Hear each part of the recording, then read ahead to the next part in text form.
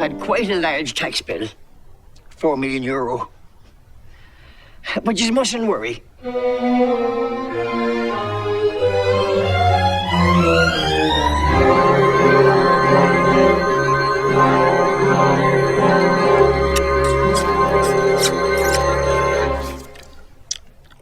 I'm not worrying.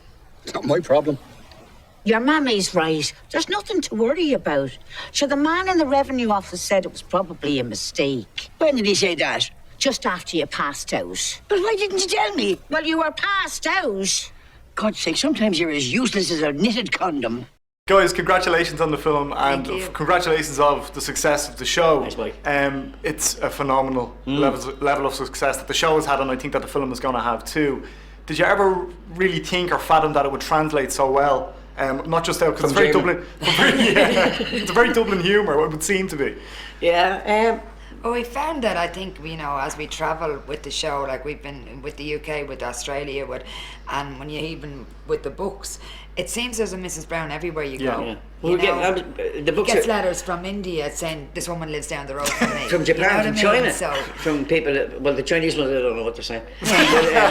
But there seems to be that universal Mrs. Brown that everybody recognises. So we had a fair idea it would translate. There was always the temptation there when doing the BBC series to anglicise it a bit. Yeah. But I never fell for that temptation because I well trust the audience to be able to make a leap. This woman is in Dublin, she lives in Dublin, it's Dublin, so they're going to speak like Dubliners. And the audience have gone with it, 100%.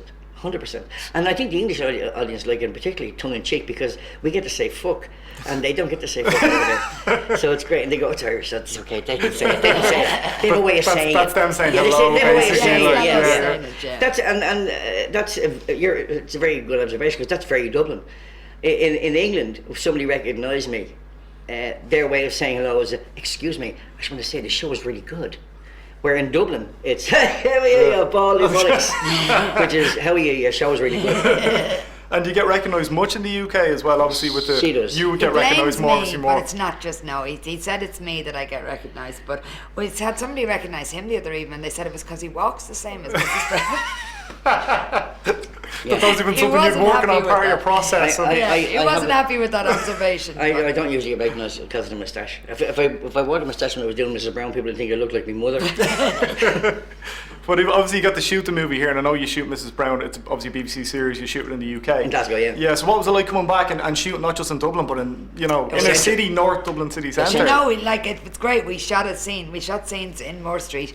We didn't build Moore Street somewhere else, we shot it in Moore Street, and it was just fantastic. And the reaction we got from everybody, I mean, we filmed on a trading day, so there was people around us just like running their stalls. We filmed jumping off Capel Street Bridge on a Sunday, All Ireland Sunday. And the only way for the Clare fans to get into town was along the quays, and we held up this traffic at Houston Station. Now you'd expect when they got up to the bridge, they'd be going, listen, you Sharon. No, it was best of luck, best of luck. Good luck with it. It was just amazing. Couldn't get over the support from everybody. And anybody who was over from England on the crew were just dumbfounded. They were just dumbfounded at the level of cooperation, not just level of cooperation, people just going out of their way to help. Is there anything we can do to help you?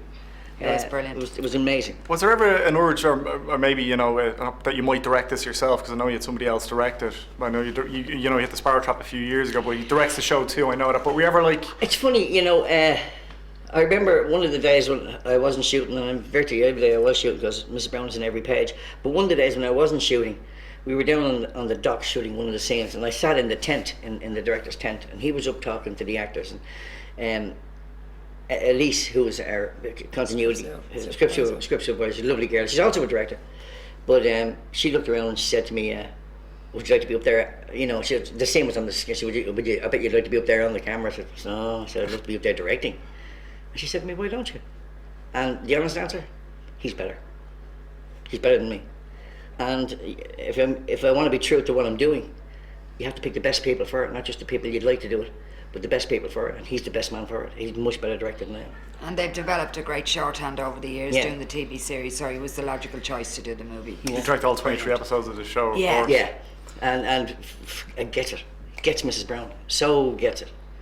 And his father was a brilliant director who directed Frankie Howard and Up Pompeii and things like that, So which it's is very pedigree similar there, style. Well, yeah. it's still a similar style of humour. So he gets to do something that I know would make his father proud, and I get to do something that I know makes my mother proud and impresses Jenny. I only do it to impress her.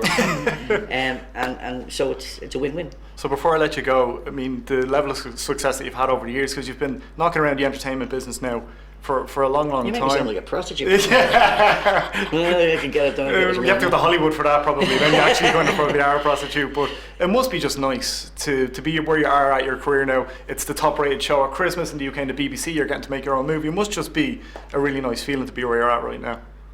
I guess. It's okay. Yeah. No, it is. Listen, we have this. We're incredibly lucky, and we know how lucky We have this are. thing that We're we very look at each other and we blessed. just go, look at us. Yeah, we're very Wow, blessed look at to us. be able to do it and to be able to share it with all our family. It's To be just fucking unbelievable. getting away with it. Yeah. Guys, thank you so much for your time. Thank and you. congratulations again. One of you lot threatened my mother, and I'm not having that. I see the little bit of wee coming out. You're all very dramatic. I love the movies. You don't mind a little examination, do you? Not as long as I can leave me clothes on. Mrs. Brown's Boys, the movie. Now what? I don't know. You could disguise yourself as a man. No, Winnie, I'd never get away with it. In cinemas June 27.